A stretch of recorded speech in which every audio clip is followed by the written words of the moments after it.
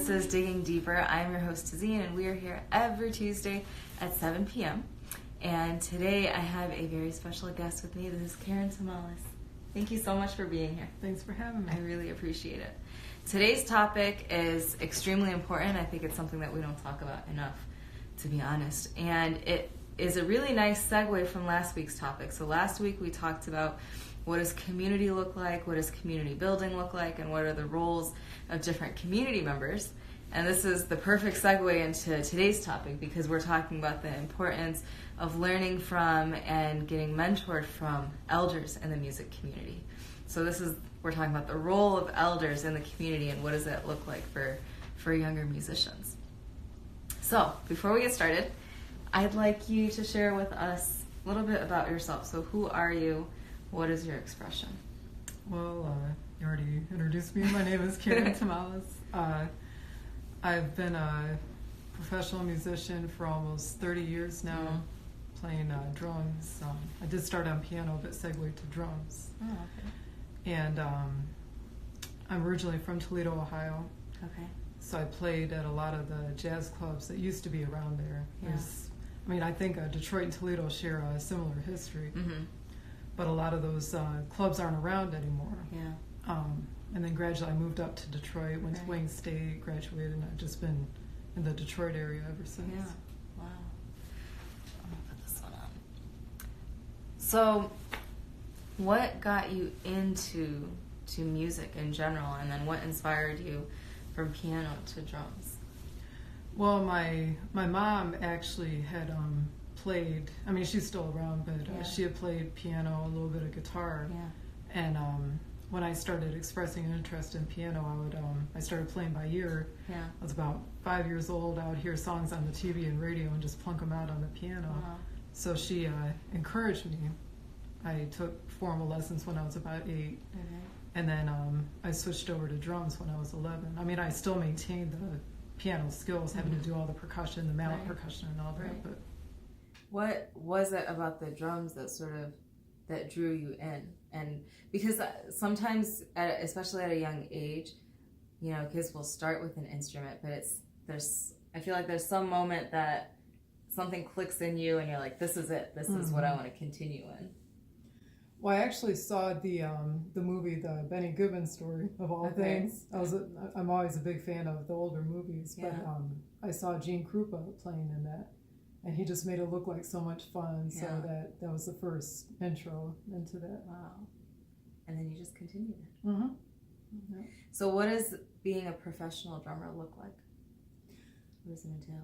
Well, you play in a wide variety of different venues, different experiences, whether it's a club, a bar, festivals, private parties, things like that. Larger performances on grand stage. Right. So every situation under the sun, biker bars, all that. Yeah.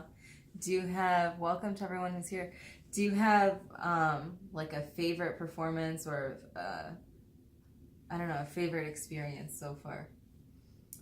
Oh, shoot. Because I'm sure you've had a lot of different types of experiences with playing. I can't think of any one favorite performance. There's just been so many just amazing people, and it's hard to pinpoint just one. But. Right. And you're pretty regular in Detroit. Is it hard having to play? I mean, do you play with one group in particular, or do you kind of play with a lot of different people or different groups? Well, I have regular bands that I do work with around town. There's a big band, the Gary Greenfield Orchestra. Mm-hmm. I play with another group with, he's actually my boyfriend, Eric Watson. He has a group called Kanjama. Mm-hmm.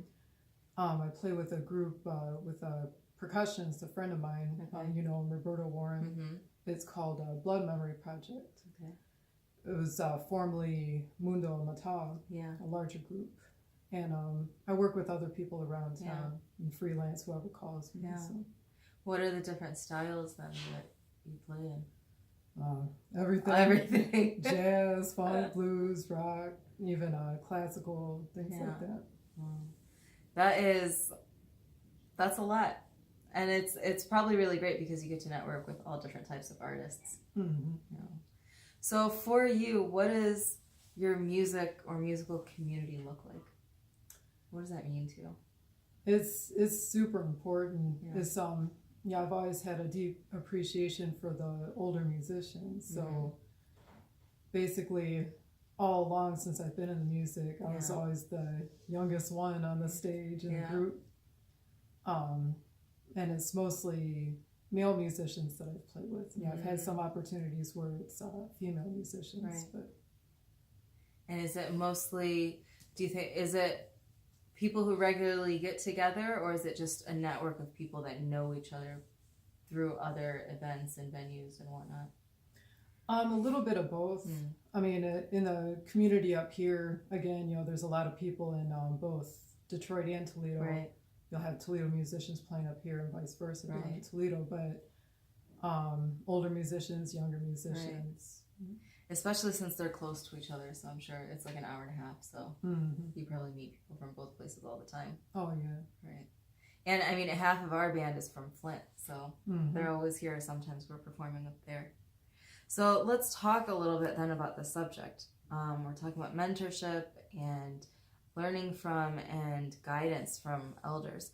So what does mentorship mean? What does that look like?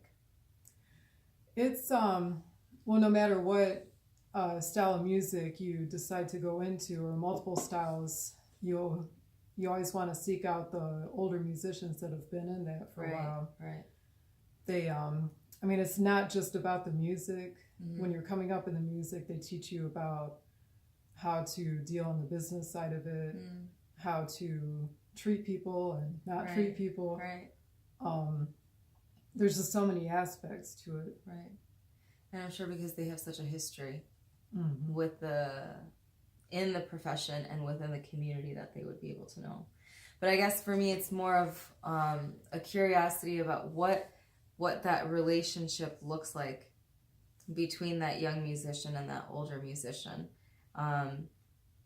In terms of, is it a friendship? Is it them? Does it have to be someone who is playing the same instrument as you? Or, like what does it look like? It is a friendship. Right. A lot of times it can turn into like a family sort of thing. Yeah.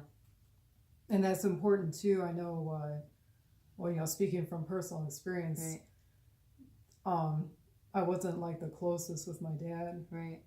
But so I found, I guess, a father figure in other musicians, so that was a big help. Yeah. One of the drummers that played for Motown Records, Pistol Allen, he was like a father to me. Wow. I met him when I was about 15, and he was just just a warm, welcoming, one of the nicest people you can meet. And so he took me under his wing, and just helped to guide me. And I just soaked up his playing like a sponge. There are other people like that too. Yeah. And that's gotta feel, especially for a young person, that's gotta feel not only empowering, but for the young person, it's gotta feel like, wow, this is really cool. This person actually cares about me and is invested in me. That's super important. I mean, especially during that time, no matter what. I mean, I guess I was lucky when I did in my teen years. Yeah. That played a huge role in making me the person I am today. I'm sure. Were there other young people who, at least like friends of yours, or young people who are in the community who are musicians who had similar experiences? I guess a little bit. Yeah. I remember, as I said, I'm from Toledo. One of the clubs was Rusty's Jazz Cafe, and a lot of the younger musicians would get their feet wet, so to speak, there, and come up in the music. Yeah. And Murphy's Place was another place there too. So like the guys there, Claude Black, he was a pianist. Right. And Clifford Murphy that owned the place. Okay. There are two other ones. They're like musical uncles where, again, they just took me under their wing, and I learned so much. Yeah. It was always a lesson. What are some of the things that stick out to you that you learned that you remember till this day when you think about those experiences with them? Well, I remember if it was a slow night in there, Claude would mention a song and said, okay, I want you to play this, this, and this, play these hits and all that. And so we would play it. If I didn't get it right, he would stop. He was like, okay, let's try it again.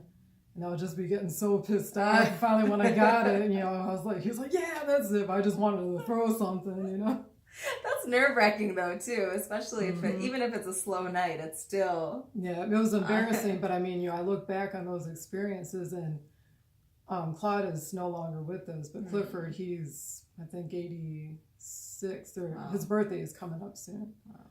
But they just spent so much time with me and other young musicians. Yeah. And little old me, they spent that time with. Wow. And to put you on stage is a huge deal too. How old were you at that time? I was about 15, 16, around in there. Yeah, that's a big deal. Noor, Ismail's son, plays with us, and he's 17, but he's been playing with us since he was 15, so he's always the youngest one there. But I always think, even if you don't even have a lot of conversations with the people that are around you, you can still soak in what's happening through just being there. Right? That's true. Do you feel like you learned, I don't know, I feel like sometimes with being around elders, we learn a lot about ethics and morals and how to live and treat people, when you're around them. Yeah. Yeah, that's true. Welcome to everyone who's here. If you have any questions, please let us know. And if you have any thoughts or experiences of your own with mentorship and elders in your community, please share. So, did the elders who you were with, and you're talking about these people at having you come up on stage and practice things, obviously they gave you a lot of motivation and inspiration to continue. But did they ever sit down and give you like specific things of advice or storytelling or other types of ways of narrating and sharing? Oh yeah. I remember one guy. There was another club in Toledo I used to play at called Ragtime Rick's, and this drummer, he used to play there, but he would come over to my house when I was like 13 years old. Yeah. He was in his 80s. Wow. He was this older black gentleman, and his name was George Allen. And just the stories that he had, just another just beautiful human being, just kind. But he was he played with Count Basie at one time. He was Fred Rogers' foster brother, so he told me stories about that. He was a pilot in the military, and stories that other people would share about him too. Right. But he was more, I guess, a teacher where he was actively coming over and giving me lessons. So, and I've had several different teachers, formal teachers, other ones just informal, where I'll just spend time with them talking. Right. So it wouldn't necessarily be that you have to be gigging with them or going places with them. But just sort of in their presence. That's interesting, because teachers don't have to necessarily be formal. You don't have to have a formal experience to learn something. And like you mentioned too, it doesn't have to be necessarily on your same instrument. There are other musicians, maybe a saxophone player, pianist, bass player, where just talking with them, you learn both whatever they have to offer, but also as a musician, you learn how to interact with other musicians, your role in the band as a whole. Right. That's true. So did you have a lot of mentors then that played other instruments as well? What do you feel that you've learned in terms of not just the interaction between musicians, but about interaction between musicians in the moment while you're playing music? That's always been a subject of interest to me. Because to me, when you're playing with a band, there's something going on at a deeper level. Right. Where you might I've had this happen many times where you might have a moment, you both hit the same thing, right? You decide to play the same rhythmic idea or whatever. Right. But when you forget, when you're not so caught up, younger players, they get so caught up inside themselves that they're not really focusing on everything else. So when you lose yourself in the music and you have your ears outside of it, so you hear everything as a whole, you're able to be a participant, not just I'm over here doing my thing, you guys are over here. And I think it takes in order to do that, it requires the individual to let go and to not have fear.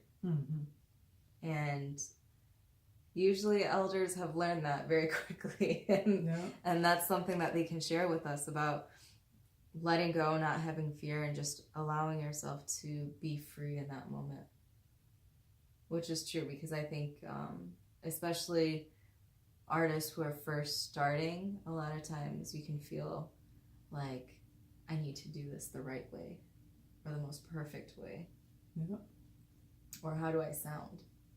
So what has your experience been in terms of having that deeper connection when you're playing? Well, it took some time to get used to that. But once I stopped, like you said, once you stop worrying, how do I sound? Do I sound good? Oh, that was terrible. That sucked. You're just so focused on that. But you just learn to relax in the music. Okay, I'm here to have fun. I'm lucky to be able to play music. Right. Let's have fun. Let's do it. Whatever. So you just you live in the moment, accept it for what it is, and you're not only interacting with the musicians but with the audience too. So true. Do you think there's a difference between how that interaction looks like when it's just a jam session or rehearsal versus when it's in front of an audience? Yeah, you're a bit more laid back and stuff, and goofing around and stuff for a jam session. But with the audience, you have that extra energy because you're feeding off the audience. You want to me, I always hope to bring joy, to touch somebody. Not physically, here, come here, but just touch somebody on an emotional level in the audience. So, do you have any experiences of witnessing one of your mentors touch someone in that way? Oh yeah. Could you share any of them? Me personally, they've always affected me, but just seeing, I guess I could go back to Pistol. He just had a way of playing where, you see the whole audience just start dancing and stuff. Plus, he would always be all smiles, and you couldn't help but smile watching him. So no matter who was sitting there, he would always put people in a good mood. Yeah. That's got to be amazing to witness. It's it's got to be amazing to witness it, because you're witnessing the power and healing of music and sound in that moment, and it's, I'm sure, reaffirming. Yeah, most definitely.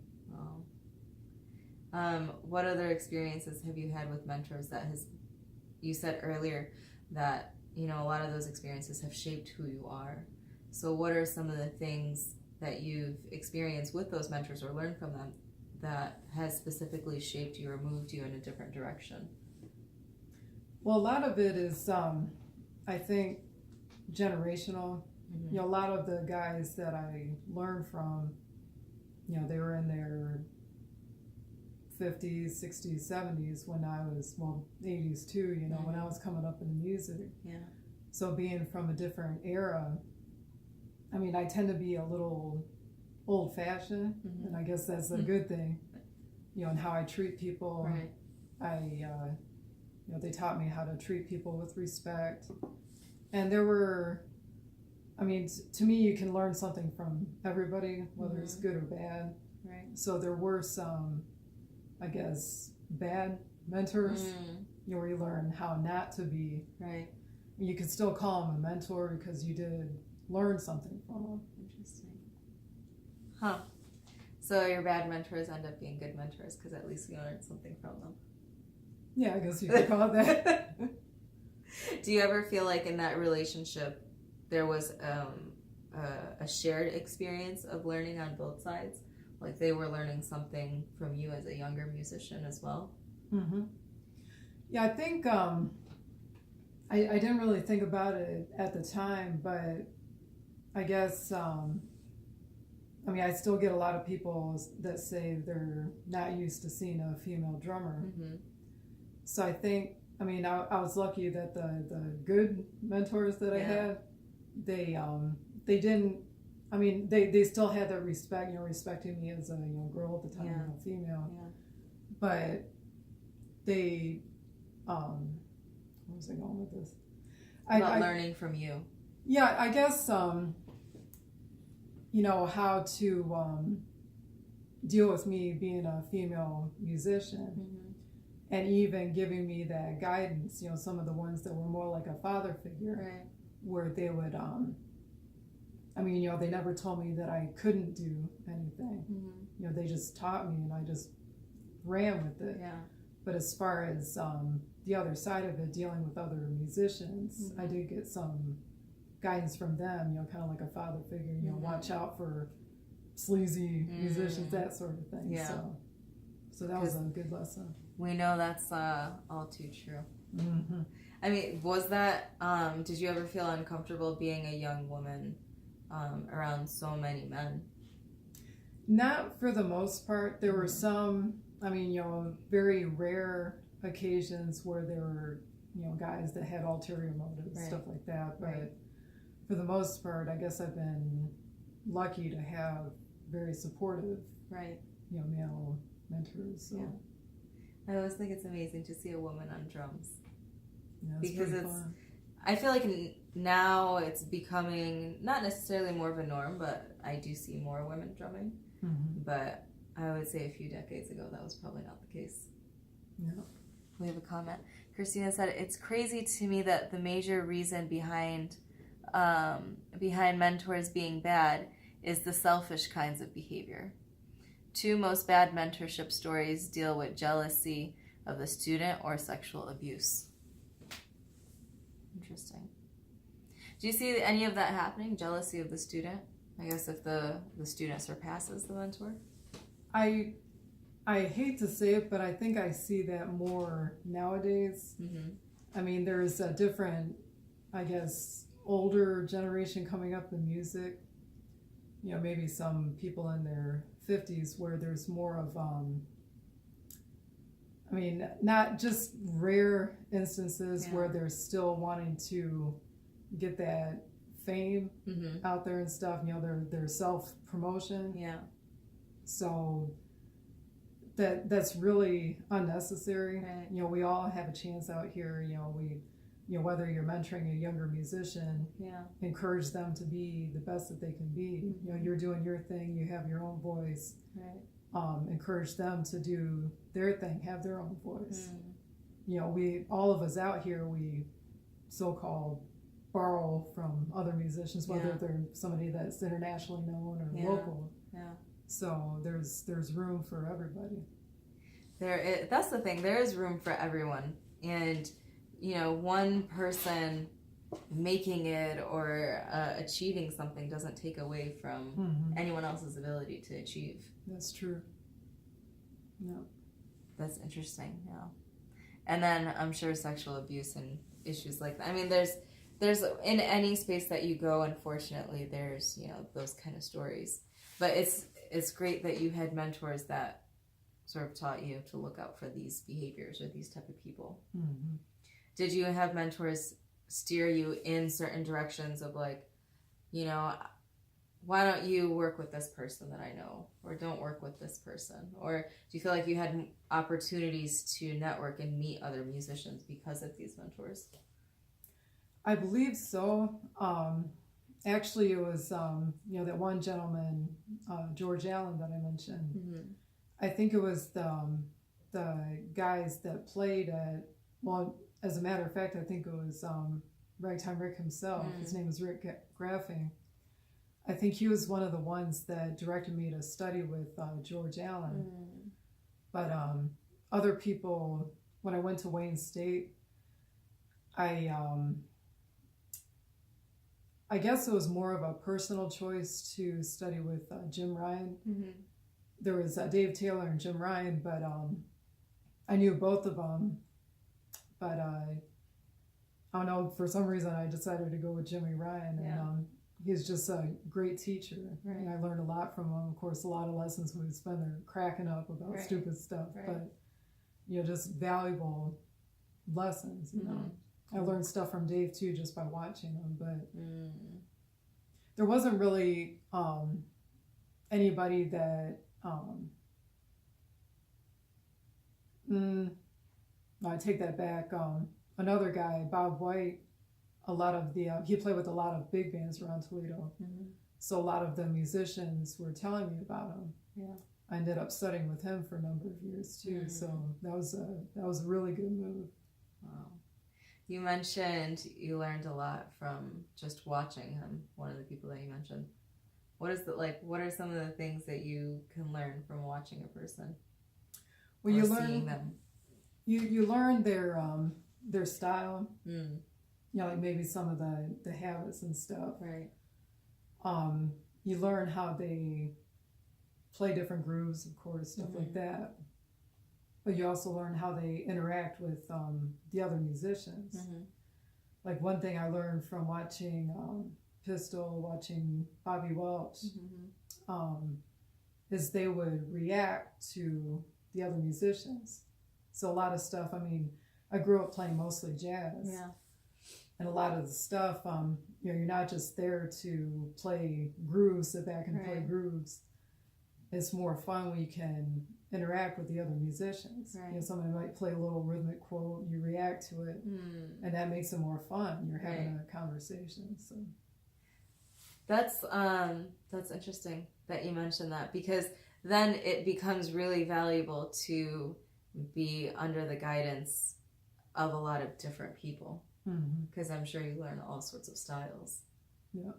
So then within that experience, how do you feel like, what did you do, or how was it that you found your own voice in drumming? I think a lot of it is just borrowing from different people.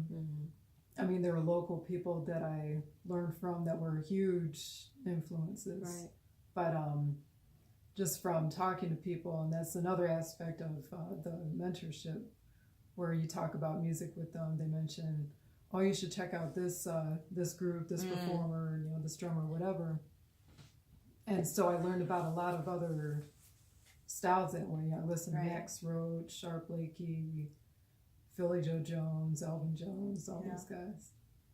That's a huge thing, about getting on different musicians and different types of music. Yeah. Because anyone who is older is going to know a lot more. Yeah. And has heard a lot more. Yeah, they just expand your horizons. And I think a lot of that still goes on. When you see a lot of the younger musicians coming to jam sessions, they listen to a lot of stuff, and there's a lot of players coming out now that unfortunately I don't know, keep up with, but I know there's lots of great young players especially in the jazz community coming out. That's really, really cool to see. Yeah. And I think a lot of younger musicians are taking different styles of sounds and really pushing the envelope by merging them. And pushing the envelope in terms of merging different styles of music in different genres, as opposed to just staying within one genre. But I feel like jazz is very open because it's always mixed with all sorts of different types of music and rhythms. That's true. Right. If you guys have any questions, let us know. So we talked about mentorship. We talked about some of the experiences that you have of older musicians taking you under their wing and what that was like. But I wanted to talk a little bit more about how it felt to be a young person learning from someone who's established and experienced. It was, my whole drive back then was just music. And I just wanted to be everywhere I could be, to play with different people. Right. But just seeing what was possible. Mm-hmm. And, nobody discouraged me, but some of the important lessons were to get my education. Mm-hmm. And that was, I remember one guy, he was an organ player, Winston Walls. Mm-hmm. And he was the one that, I'll put this out there, that was kind of, not very good influence. Uh-huh. He was fun to play with, but he wanted to take me on the road with them. Mm. And I was like 15 at the time. Wow. And he had, oh yeah, you sound great and stuff, I want to take you out, but I think he had other motives. So Pistol was that father figure that said, nope, no, you stay in school, get your education. Yeah. So, a lot of those guys kept me out of trouble. Right. Stuff like that. So, do you think you would have gone had you not had someone to say, no, you should focus on this? I know my mom wouldn't, she wouldn't let me go. So, she was the one that was taking me to a lot of the clubs because I was still underage. So, right. But she was looking out for me. Yeah. Yeah. It's funny that you mentioned being asked to go on the road, because the next question I was going to ask you was, did you have mentors that traveled with you that said, let's go gigging, let's go on the road, let's go on tour, let's, or let's go to this event in this city, whatever it is? Not so much that, just because most of the gigs back then that I played were local, mm-hmm. like around different parts of Ohio, sometimes up in Michigan, but they would just look out for me and stuff. Right. Sometimes I would ride with the other musicians, and they would always look out for me. Right. Did your mom then also have a relationship with a lot of these people? Oh yeah, she they got used to seeing her. They were like, Pistol will always say, "Oh, how's your mom doing? Did she get her hair fixed?" She still gets her hair done every Saturday, but they just they became like family to her. Right. Too. That's what it ends up feeling like, especially if you're spending so much time with these musicians. I feel like that with our bandmates. We spend so many hours every week together, and not just with one another, but with one another's families. Mm-hmm. That's true. It's like an extended community, extended family. I think it'd be really awkward or strange if we didn't know their families, or didn't know a little bit about their lives beyond the music that we're playing in that moment. Right. So we wanted to talk a little bit about mentorship and how it feels, but also, what are the traditions that we come from in which respecting the elders is, essential. And you mentioned that, when we had talked earlier, as one of the points about Native culture and other cultures. And I was wondering if you could elaborate a little bit about why is it so important in your culture to respect the elders, and what are some appropriate cultural traditions when it comes to that? Well, the respect for elders has always been an important part of Native culture. Many different tribes. It's just that's who you get your knowledge from. Right. And I know my tribe is from down south. It's Chickasaw from my mom's side, but spending a lot of time in this area with Ojibwe, Odawa, Potawatomi, they're known as Anishinaabe. So I've had some insight into learning some of the traditions of the tribes up here. And one thing that I like that they talk about is the 7 generations. So you think 7 generations back, but you're always having that forward vision. So whatever your actions are today, whatever knowledge that you pass down, it's for the next 7 generations. Wow. And you always have to be conscious of your actions, how you carry yourself, how you treat people, how you present yourself, and how you interact with the world around you. Right. Is there is the tradition of storytelling and orating knowledges and stories, is that a huge part of the tradition? And that's part of the learning experience too. Whether you're talking about Native tradition, there's always something to be learned. You might have like a funny story, or it may be something that seems completely unrelated. Right. But there's always a lesson in it. Right. And same thing in the music community too, where somebody might tell a story, a funny story, but when you think about it, you get home, you think about it, there's a lesson to be learned in there. Maybe somebody was acting foolish or whatever, so you're like, well, that was a stupid way to act. So, I'm not going to do that. Yeah. Do you feel that your identity or your experience being a Native person has affected your music and your style of music? I guess so. I mean, some people have said that, me being part Native, it affects my groove, I guess. I mean, I'm not aware of it, I just play. Yeah. But I guess just the way that I interact with people, I didn't grow up traditional. I grew up mostly in white environment with my dad's side of the family. But in the music community, I grew up in largely a black environment.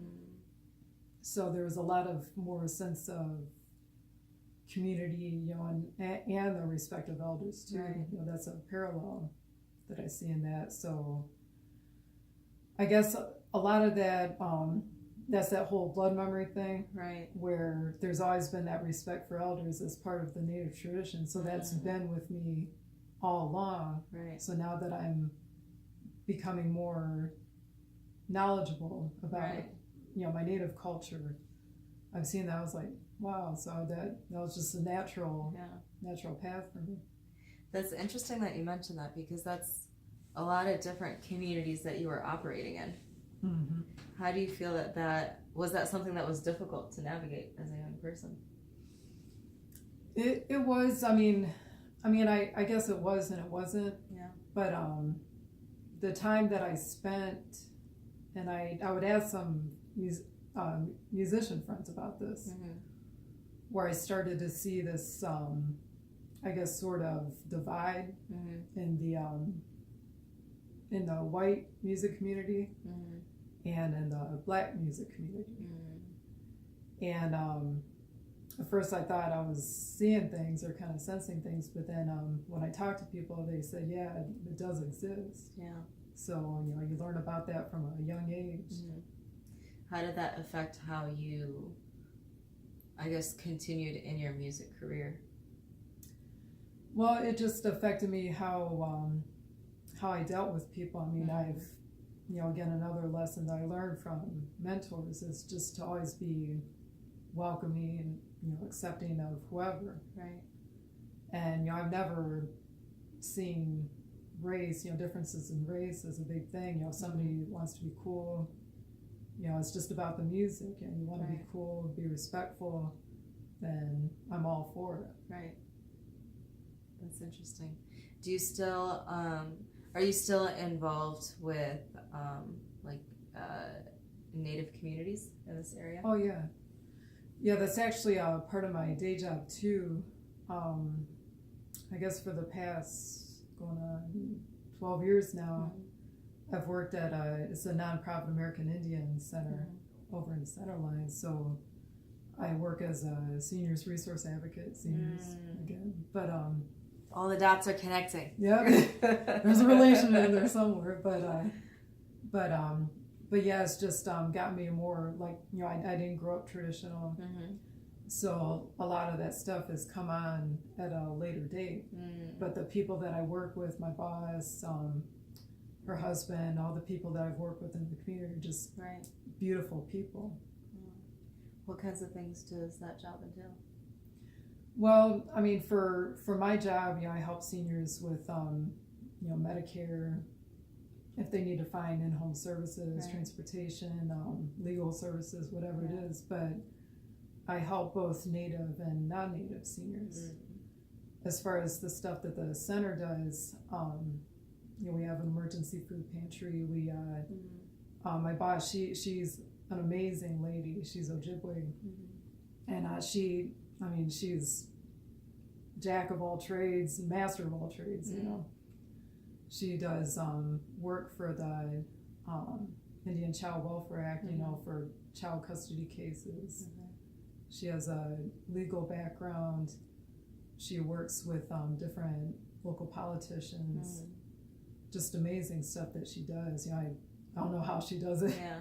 But it's just good to see, you know, some of the things that she's done for the community, people. That's incredible. So you've always, what difference do you feel, or why do you feel that was? Why do you feel like you were always connected to people who are older? And did you feel like you had those same connections with people who are younger, or people who are your age coming up? Not so much. When, I guess, you know, in high school and all that stuff was going on, the people that I enjoyed hanging out with the most were seniors, you know, all the musicians that I was hanging out with and stuff. And some of the other musicians that I went to high school with, they would come and play too. So that was always a nice thing. But I just always saw how much the older musicians had to offer. And I just wanted to soak up as much as I could. How do you feel? Do you feel like they're older musicians and how their friendships worked were different than people who were your age, and how friendships worked with people your age? Oh, definitely. Yeah. There is, you know, anybody that's, you know, we're all teenagers once, you know, there's always that, all the stupid stuff that goes on when you're a teenager, all the drama and all that stuff. So I really didn't get too involved in that. In fact, I didn't even go to my high school prom because I had a gig, you know. But, that same night. Yeah. So, you know, just, I guess it helped me mature quicker and see the reality and stuff, you know, not get so caught up in all the drama. So. Right. Seeing the reality at a younger age probably makes it easier to deal with things in life. Yeah. Yeah, that's kind of makes sense. Because, I mean, anyone who I know who is an elder in the community, they seem,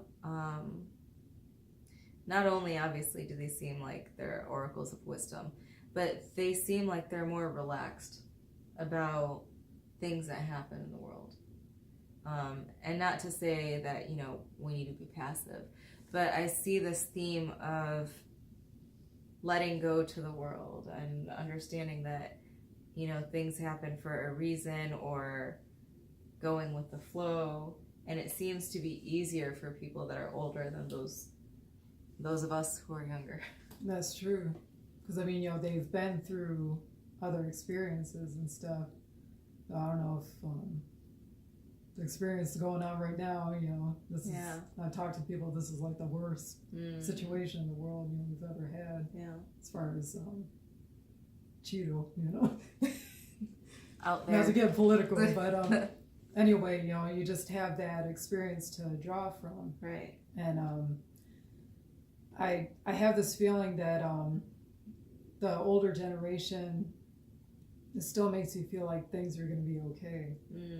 Because you have them to talk to, you know, if there's anything that's troubling you, just go talk to them, you know, they can set your mind at ease and just make you feel like you're not going crazy. Right. On the flip side then, I mean, they're giving us a sense of ease and they're giving us this knowledge and this wisdom from their experiences. But on the flip side, what are some things that we as younger folks can do for them? Well, listen. You know, just be there for them. You know, they're a lot of times, I guess that ties into the whole extended family thing, where maybe some of them may not have a lot of close families, so we may end up becoming their support system. So you be there for them, show them love, appreciation, all that stuff, you know. Just, you know, they want to tell their stories, you know, they want to pass on their knowledge. So that's probably one of the best gifts we can do, is be there for them. Is to be there and to listen. That makes sense, because I feel like in so many communities, people who get older get seen as they're like becoming obsolete, or something. And they're not, because they're still very much relevant and part of the fabric of our community. Which is why I think it's so important that in so many traditions there is this strong culture of always respecting one's elders.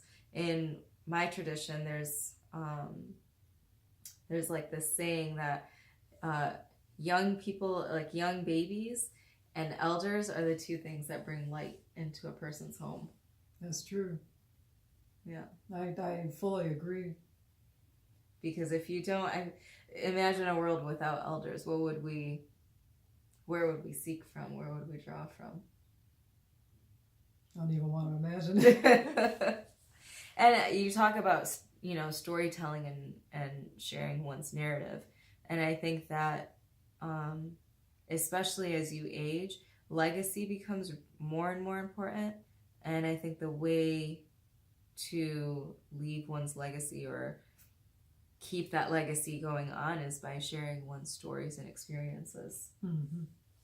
And plus, you drumming, if you're playing in certain styles of different people that you're carrying that on as well.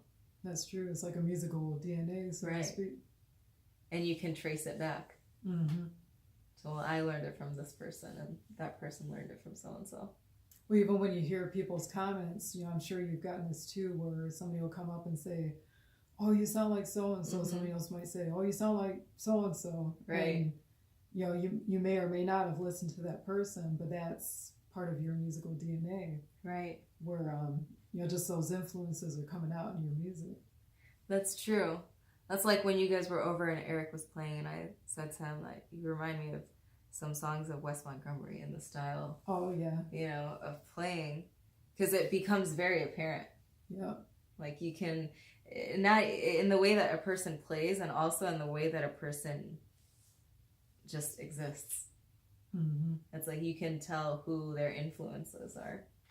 Yeah, he said he used to fall asleep when he was a kid listening to West Montgomery. Yeah, I could definitely hear it. Mm-hmm. Definitely hear it. One of the other things that you had mentioned was getting young people to not only respect elders, but getting young people to be more involved with elders and more involved in this sort of informal or formal mentorship relationship. Mm-hmm. So what are some of the things that, all of us can do in our communities to encourage that? And what are some things that maybe you do with people who are younger than you to encourage that? Well, one issue that actually came up recently is that with jam sessions, there was a place in Detroit, a club, mm-hmm. and it was actually an all-female jazz night. Mm. But they billed it as a jam session. Mm. And there's already been a big discussion about right. this, but these young men came to support the event. And they brought their instruments and they wanted to jam. But they were told that, sorry, it was just females only. Mm-hmm. So to me, that's kind of defeating the purpose. Mm. I mean, they're young, they want to play. Mm-hmm. Let's open it up for them. Right. And then you see the flip side where they used to have a jam over at Kaju, mm-hmm. where a lot of the younger musicians would be playing there. And I saw firsthand where older musicians would come to jam. Mm.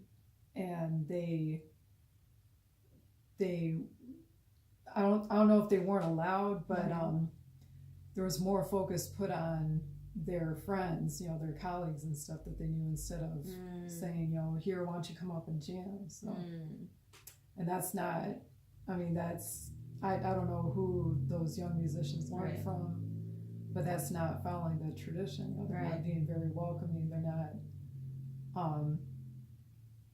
extending that welcome right. that we all got. So what advice then would you give to young people who are coming up, who are like really zealous and want to make it in music and play everywhere? Well, go to a lot of jams. If you're the one hosting the jam, however you work it out, let people play. No matter what skill level they're at, we all had to start somewhere. Right. I know there are some people that would hate to see me come week after week and stuff, but that's how I learned and stuff. So we have to have that same graciousness, right. so to speak, to let people do their thing and help them if they want to get, be helped and stuff, right. Yeah. I tend to ramble on a lot, but hopefully you know what No, I understand what you're saying. It's kind of making me think of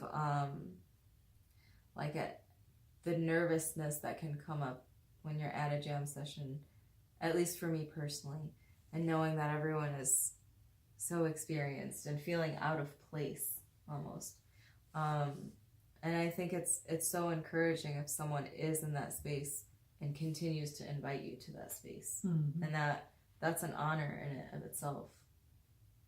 Yeah, I there's a lot of people, I know that some of the jams are no longer around, but there was one that used to be in Detroit at Bomax Lounge where I went there when I was in my late teens, going to Wayne State. Yeah. And the guy that ran it, Rudy Robinson, was always very welcoming. Right. Sometimes he would kind of have fun with people, poke right. fun and stuff, but just be very welcoming. There's one that still goes on at Burt's Marketplace. Bill Myers, Ralph Armstrong, Galen McKinney, they run it. And I know that a lot of young musicians go there. They've always been very welcoming, very supportive. So when does that take place? That's every Thursday night. Every Thursday night. Yeah, that's an important one. I've wanted to go out to it, just never have been able to. And I'm happy that that's still happening, because I feel like jamming was a big part of jazz and music culture in general. And I would hope that we continue that tradition, because there's so much learning that takes place in those spaces. That's true. Do you have any, before you play something for us, do you have any last minute thoughts about this topic? Well, just, I hope the tradition continues, and I hope that a lot of younger musicians take the time to not just stay cloistered in, in their basement, listening to music, just go out, seek out as many opportunities. If you don't know, we have the internet, we have all kinds of resources to find out about stuff. So okay, well, with that, we're going to be right back. So we are back, and Karen is going to show us some stuff.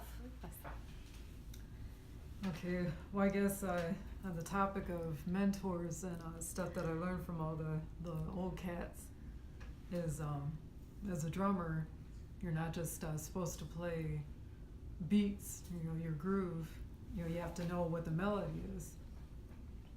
So, sad dog.